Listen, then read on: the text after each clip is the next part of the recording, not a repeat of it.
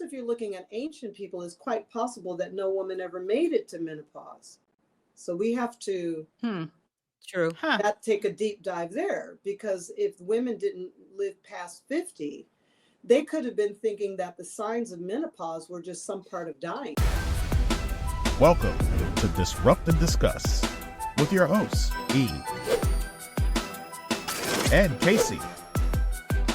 A Blue Shade Ventures production brought to you by It's Just ETV and My Herba by the Fitness Collective.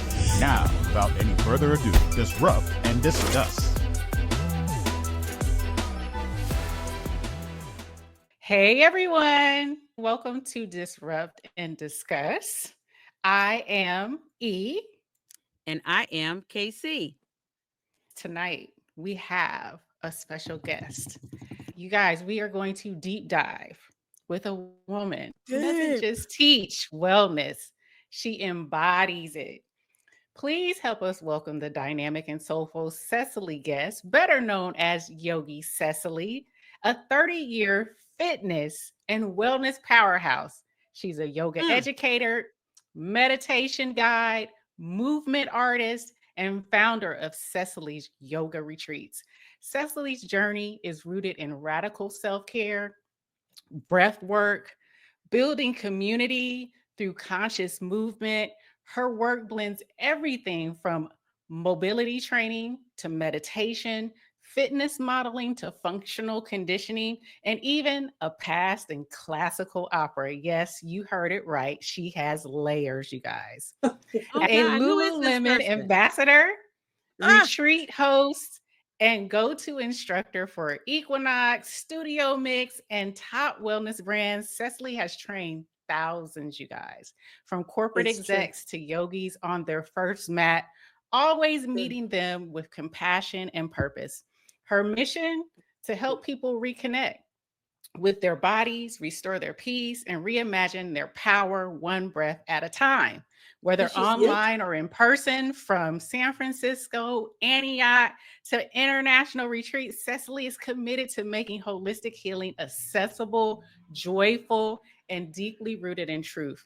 And you guys, this episode, we're going to be talking movement as medicine, reclaiming space as Black women in wellness, aging with intention, and addressing some of the biggest myths about yoga, from spiritual misconceptions to powerful mantras and sacred sound. Let's tap in, open up, and get free. You guys, welcome Yogi Cecily. Hello, ladies and everybody on the podcast. Hello. Thank you. I'm honored that you invited me, and I've watched the show. I've seen other guests. I think what you're doing is really incredible, especially as two Black women. We need to hear these voices more. Absolutely. Oh, yeah. We are happy to have you here. Thank and you. lucky, happy and lucky, because, and again, I know your schedule is really crazy. You are wanted and you travel to go do what you do. So again, it does not go lightly when we say thank you very much for taking time out of your free time to come talk with us today. It all worked out. Yeah, it did. Absolutely. It was meant to be, we're here. This is how we get here.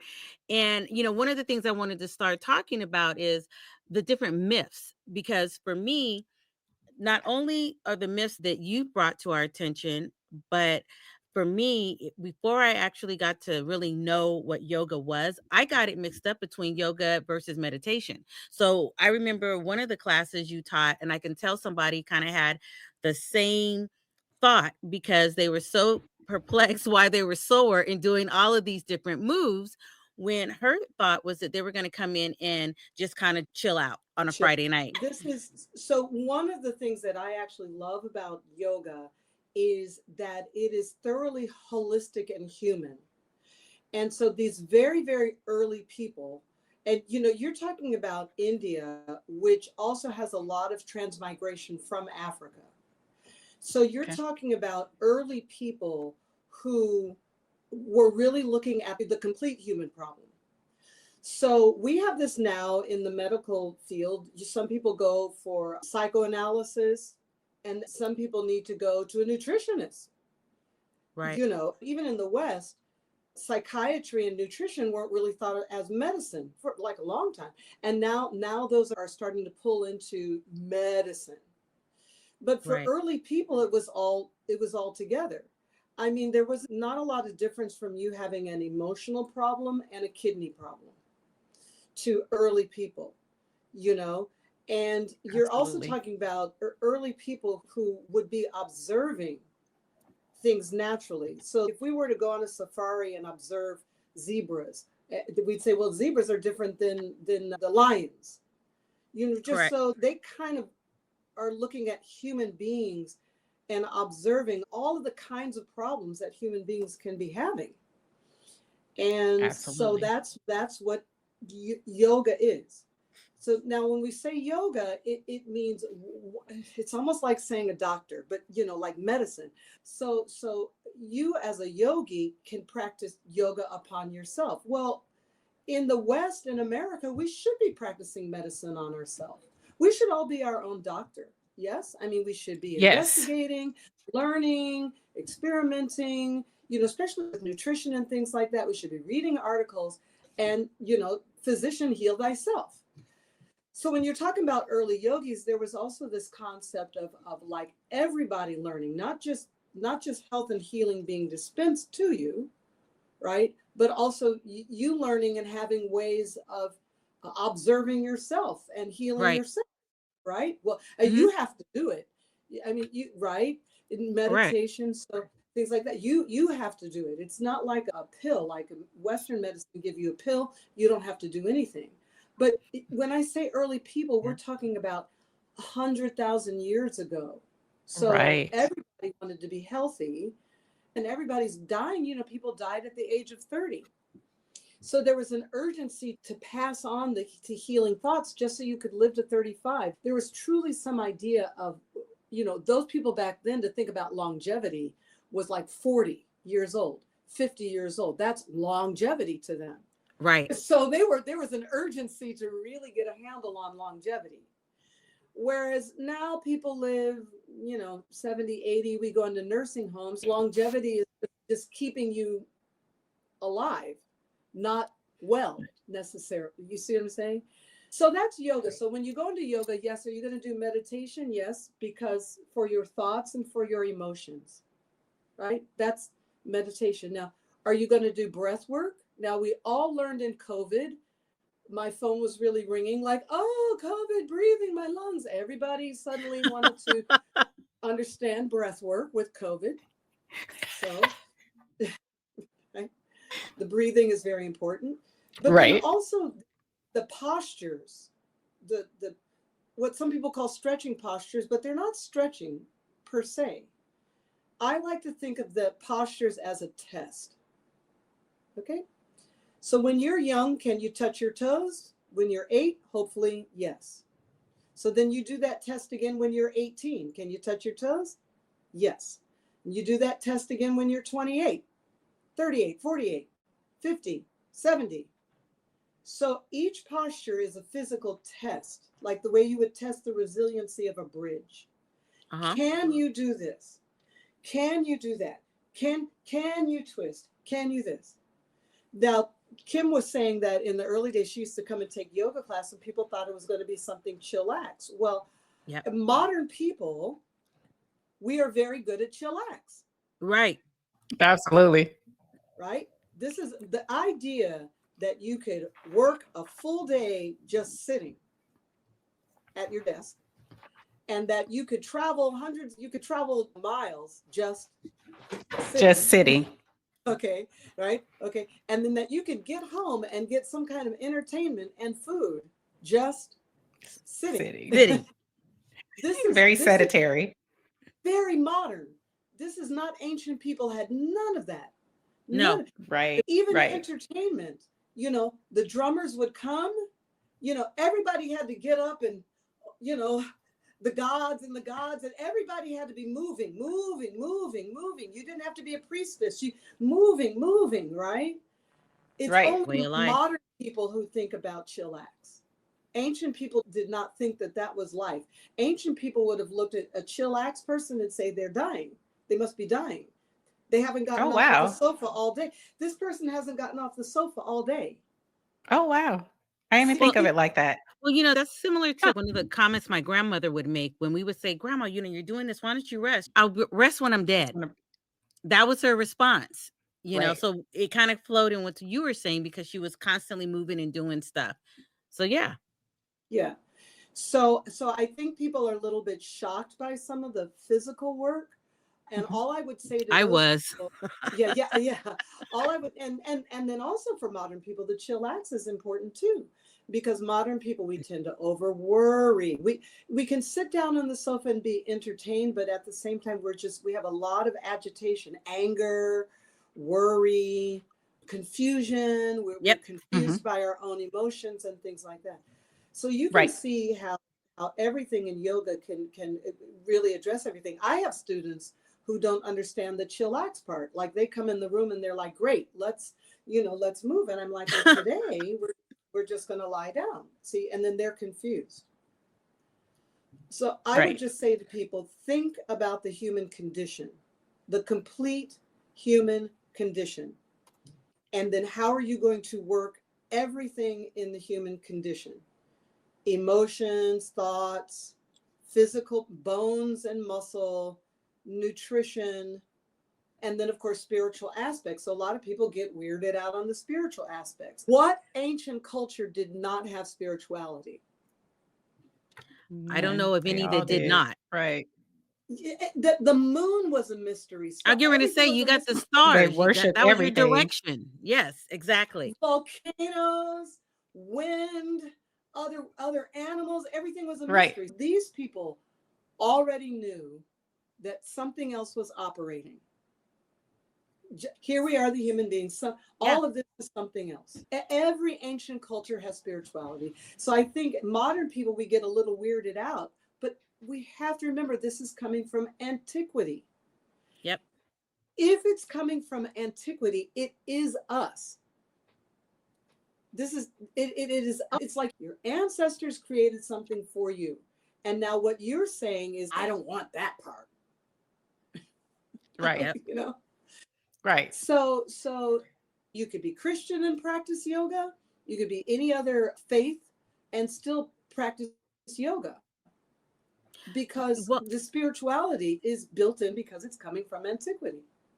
well, and again, I always, as E knows, I always have a story because I'm maybe been around. I don't know if that sounds too good now that I'm just saying that, but I remember when I was going to this one particular church is where E and I actually met one another, and it was like real early morning Bible study or something. And I forget how the subject of yoga came up. And I had asked this one person, hey, do you take yoga? Blah, blah, blah. Oh, no, I don't do that. That calls that you're ushering in another deity. And I'm like, I was totally, maybe it was 5 o'clock in the morning. We were at Bible study, but it was just like, what? And maybe because it's speaking with you or learning the history of it, which is what I really liked about learning yoga with you, because I'm learning more than just yoga. It just kind of really threw me off, and I didn't really understand because that just didn't make sense to me. My question to you, do people come to you and ask you before they even take the class, hey, is this ushering in this? What does this mean? I've heard this kind of thing. Because where I'm mostly teaching is Uh-huh. just heathen atheist tech people. So They don't care. They don't ask. look, to their detriment, because then they won't even chant even a little bit. So now you have a person on the other end is totally Okay, right. suspicious of any kind of spiritual formula, right? And then you have Right. other people who are following a strict faith who are very suspicious. So again, this is why I love yoga, because yoga stands solidly in the middle. All right. Mm-hmm. And so basically it's saying that, and we are learning more about the physical world being made up of vibration. Yes. Right. Correct. Isn't this true? Yes. Yes. All right. Ancient people, see, we don't understand. Ancient people, it was very quiet. Like when we get up in the morning, you ever get up in the morning and it's quiet? Mm-hmm. Yeah. Best time This of It's the very day. peaceful. This was an Very all-time silent. thing. This was an all-time thing for early people. They would go out into the forest. You'd hear animals and stuff, but you wouldn't hear mechanics. You wouldn't hear the highway. You wouldn't hear someone's television. Everything you're hearing is natural. Everything is vibration. All right. Because they didn't have modern tech you would devices. hear the bird go coo. Right. What was that? And you would say, I don't know what the bird is saying, but probably the bird is communicating in its way. Right. Ooh, ooh, ooh, ooh, ooh. And you do hear that early in the morning. Somebody, so like they're having an actual conversation. So I do know exactly what you're talking about, especially in the wee hours of the morning. So there is a preciousness to sounds without meaning. Absolutely. Sounds without meaning. When you cry, it's not a word. That is not a word. There's meaning. Right. Meaning, but it is not a word. It is a vibrational sound, which almost every human being would recognize as crying. Yes. You don't need to be told that sound is crying. And you don't need to be told the sound of laughter. Isn't that interesting? It's very human. Right. So all that these early people did was they just took the sounds and broke them down and waited. They say, well, we're just going to go for like the moon cycle, and we're just going to go, oh, oh, oh. All right, what did we get? Oh, 13 women had babies. Ooh. All right, they would go write these things down. They weren't making things up. These were early scientists just using the tools that they had. And we now know in modern science about vibration. All human beings speak in vowels, A, E, A, O, U. True. So you don't have to get all weirded out about vowels that you already use. Now, are there mantras? Did Tina Turner chant Om Nam Myoho Renge Kyo? Yes, she did. All right, those are words that have meanings. But even if you listen to it, it's mostly vowels. True. Yes. When you break it down, you take the mystique out of it, for sure. Thank you again for bringing me on as a guest, because what I try to do with people is take the mystique out of it. Between the two of you, are you both really good cooks? You feel like you're a good cook? Me. Great. She's probably more than I could feed you. You won't starve. I'm the cook. So when you're dealing with someone who can't cook, don't you feel like you're trying to take the mystery out of it? Yes. It's like, look, introduce if you could add more salt and sugar, period. Yes. That is why fast food tastes good. Fat, salt, sugar. Here we go. You know, you are not lying. You take the mystery out of how food works. And that's what I try to do with yoga. Well, you've tapped into some things that I didn't really, didn't even consider with regards to, especially when you were saying about vibration and sound and how the early people, they were just observing. They were very observant, and they were based on what they gleaned or based on what they saw, they wrote it down. This is what the response was. This is what the reaction was. And so that's your modern day scientist. I was like, did not even think of it like that. So that opened my mind really quickly. Even if you look in Christianity, the language of Christianity is Hebrew. Yes. The language of Christianity is actually Hebrew and Aramaic, because these were Middle Eastern people. So even if you look at Hebrew, has a lot of vowel. So in yoga, for example, we have the Brahman. And then in Hebrew, you have Abraham. You do? Look at that. Then you have the Greek, right? So Yes. even if you take the Greek and the Latin, if you take Christianity and you take the Latin, Ave, Maria, it's all vowels. You're right. People don't go, Ave Maria, whatever. They don't, it's like, Right. Ave Maria, Right. Maria. Yes. It's, you see, that's all it is. You're not, and in another religion, for you to invoke Maria, Ave Maria, they would say, well, she was the devil. So Santa Maria in Latin America, they worship Santa Maria. Mm-hmm. And then if you were to, then there the chicken blood and the goat blood and it's like, whoa, what the heck is going on here? That's Right. part of the Christian religion. So what are we doing here? So yes, some of it is evocative. I would say across all religions there's some evocativeness. Mm-hmm. You are invoking something not every day. Right. Most Correct. people, if something isn't tangible, then it's a lie. If they can't touch it, see it, feel it, then it's like, no.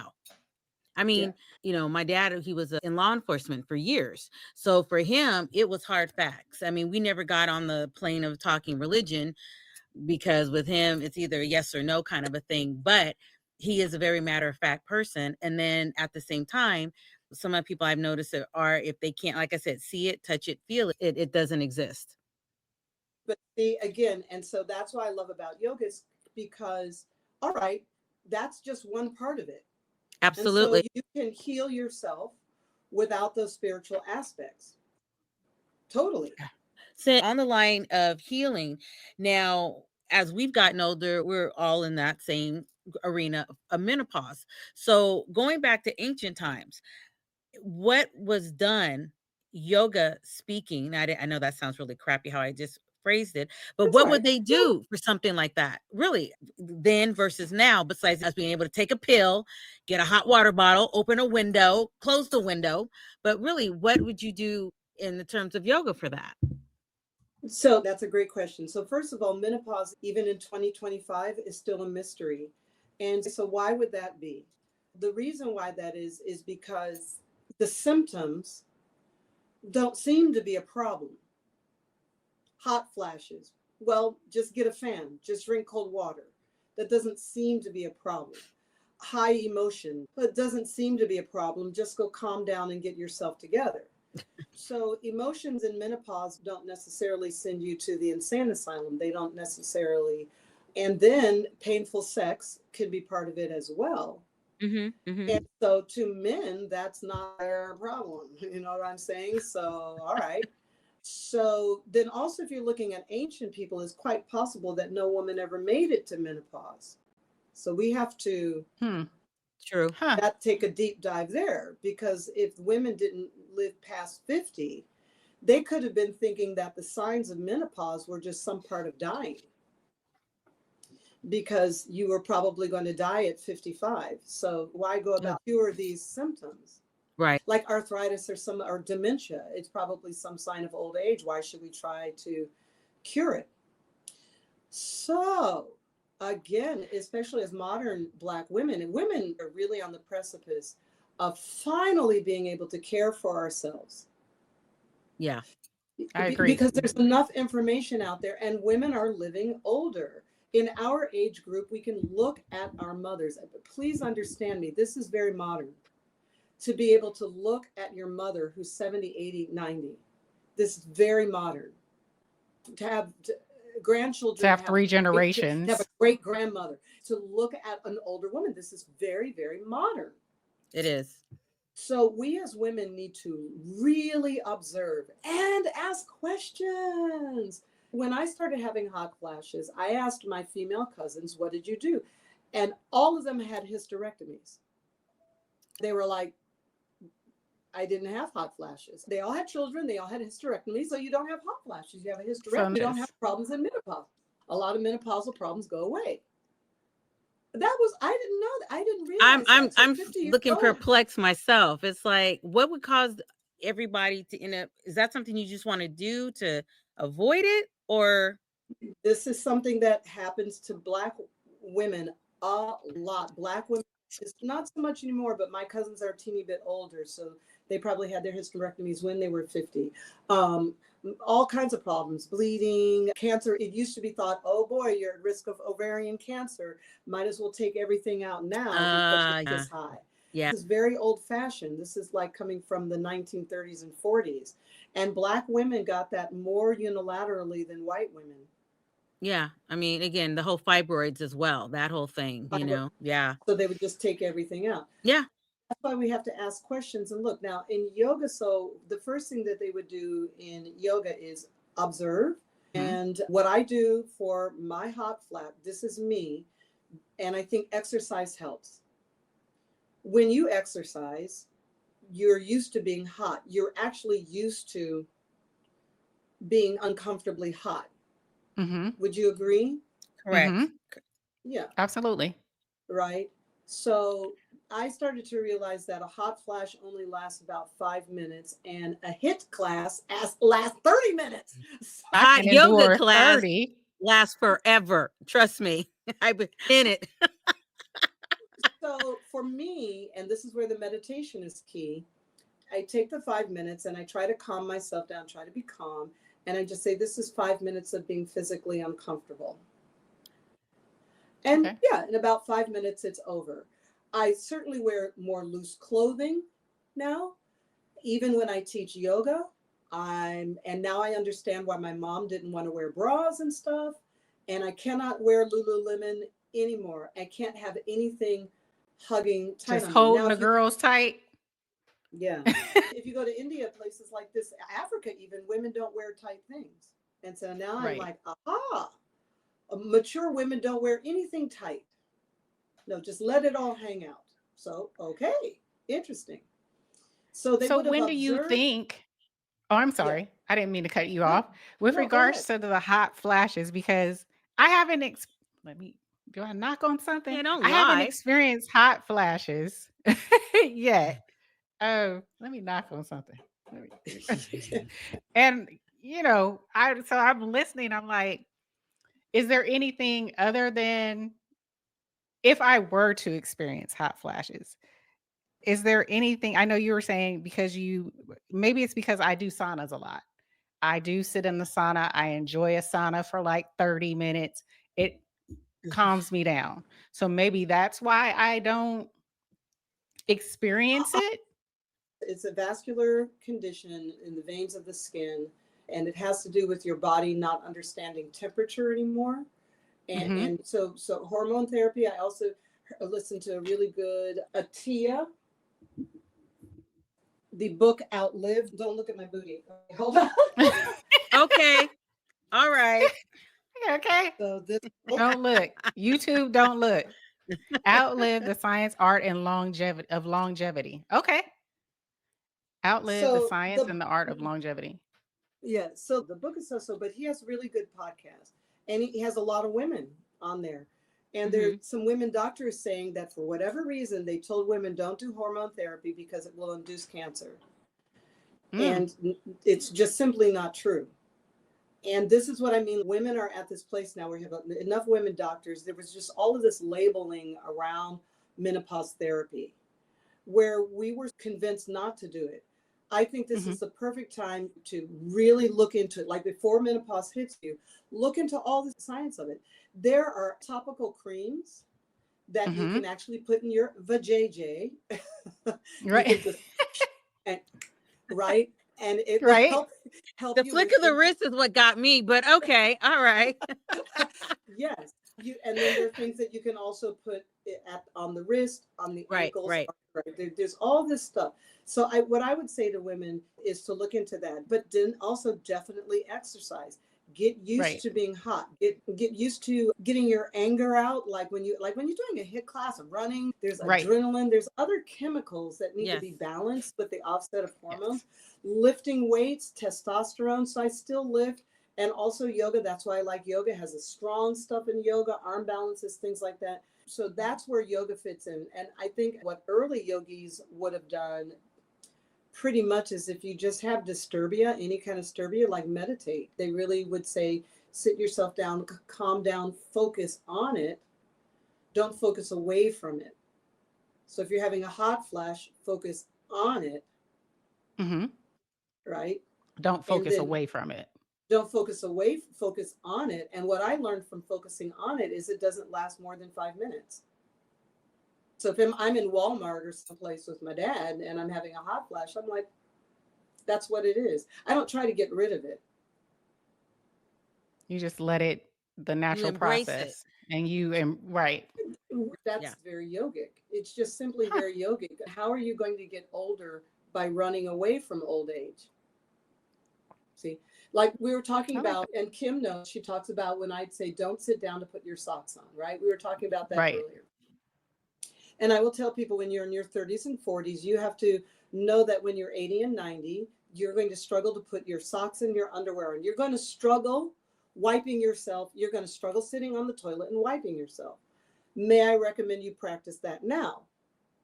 Practice sitting over the toilet, squatting, whatever. Squatting. Go however you're going to do it. Now we're looking at you. Okay, there we go. Right.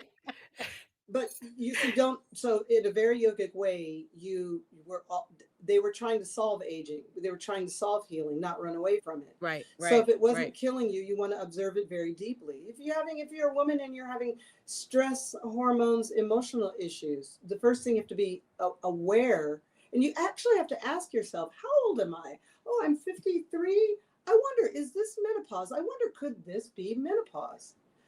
Don't wait until you're 63 and spend 10 years thinking you're just having emotional problems and letting the people around you tell you you're having emotional problems. Convincing you of that. Oh, right. It's all in your head.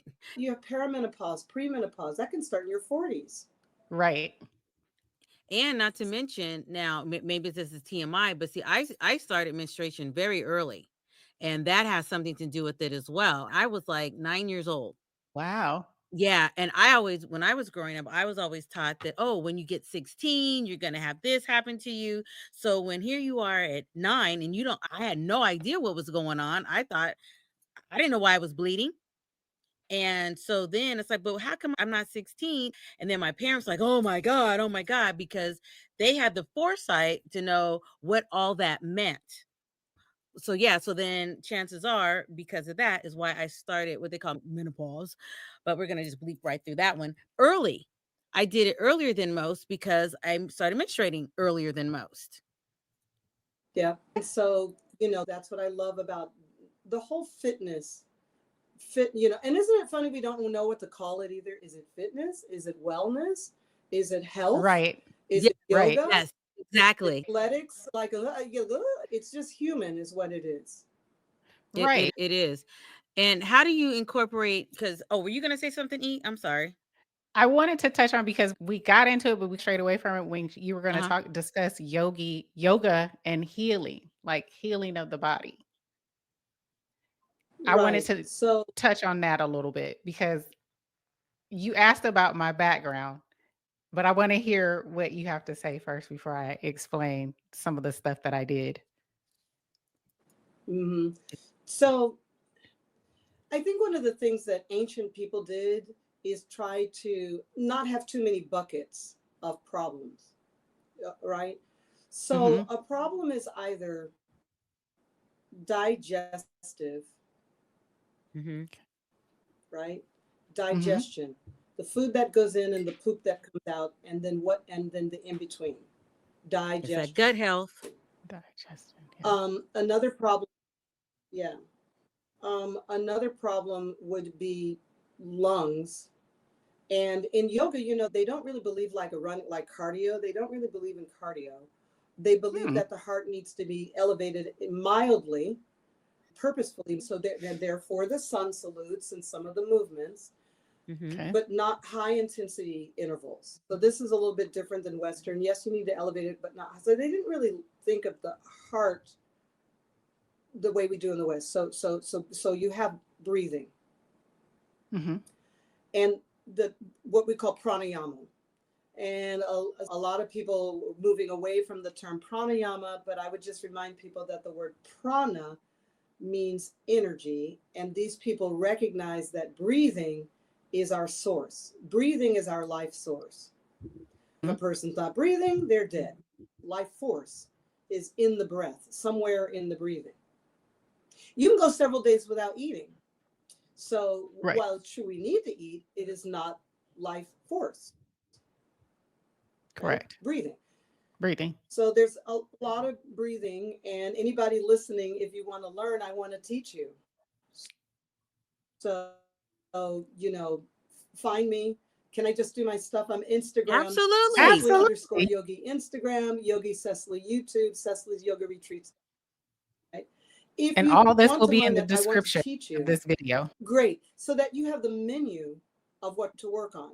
Just like cooking, right? We're talking about cooking. Cooking, you need menus, you need the cookbooks, right? Not just how do I do it? You need the whole cookbooks for the whole idea of it, right? So cooking. So pranayama. So then also some of the things in healing, again, it's meditation. So we think of meditation as sitting quietly. Also, what I'm going to call directed meditation and or visualization and or positive reinforcement. Okay. So Okay. positive reinforcement goes something like this, like repeating, my body is strong. I make my body strong every day. My liver, well, okay, so then you go, ideally, you go into all of the areas. My eyes are strong, my liver is strong, so forth and so on. Now, people say, well, that wouldn't work. That doesn't work. And I say, you know what? Ask your liver as if your liver was another person. And what you're saying is that your liver can't hear you. And if your liver was another person, you're just like, oh, whatever. say I love you. Do I have to say I love you? No. See, so the early yogi people would say, how is it going to work if you don't even know the constituent parts of yourself? If you don't even speak to the constituent parts, bones, liver, kidney. I ask students all the time, where are your kidneys? Where's your liver? Is your heart more to the left or to the right? How many ribs do you have? How do your eyes work? And people don't know. People don't know how their own body works. People don't know how to cook. People don't know how to cook. Because they don't know a parsnip from a carrot. So they look the same, but they're not the same. Exactly. So this is how yogis would approach healing. Dear ladies, the first thing that they would say is, yes, get an anatomy book, just an anatomy book. Get an anatomy chart and put it up on your mirror in your bathroom and stand there before you jump in the shower.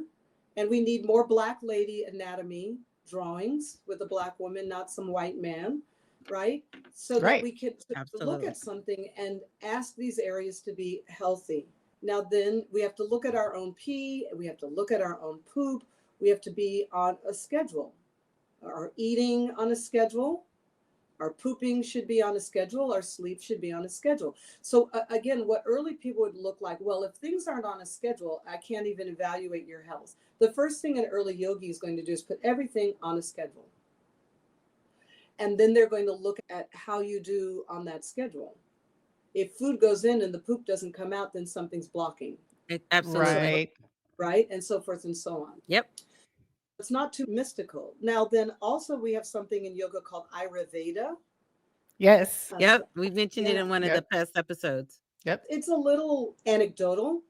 However, I would recommend people try it before they get ill.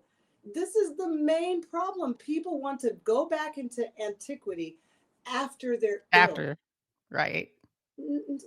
You can't wait until you're hungry to know how to make a meal. Okay, my God, I'm hungry now. What's this? And if you're hungry, don't go grocery shopping because your grocery shopping list is what? Right. So, right. To answer your questions, that's how they would approach it. Ayurveda, things on a schedule, sleep habit, breathing, attention. So one of the reasons why they would give you a repeated mantra, like what Tina Turner used to do, is that's attention. And if you ever hear the recordings of her doing it, 45 minutes, Om Nam Myoho. Well, you can't do it if you don't have breath, and you can't do it if you can't pay attention. If you can't keep your attention focused. It doesn't have to be that mantra. You can say, I want peanut butter and jelly. I want peanut butter and jelly. I want peanut butter and jelly. I want peanut butter and jelly. If you're trying to eat better, I will eat broccoli. I will eat broccoli. I will eat broccoli. I will, for 45 minutes, you're going to go to the store. You're going to get the broccoli. You're going to eat it. Right. Absolutely. Because you put your mind on it for 45 minutes repeating. That is how early yogis would do it. Tiki Barber here. I remember those grueling practices, pushing through fatigue and striving for greatness. Well, that's the same dedication My Herba puts into their supplements. They understand the body's needs. My Herba takes a holistic approach to wellness. Whether it's their CMOS, immune defense, or even sleepy time, they have an option for you. Let My Herba make the best you with code BARBER10 for 10% off at thefitnesscollectif.com.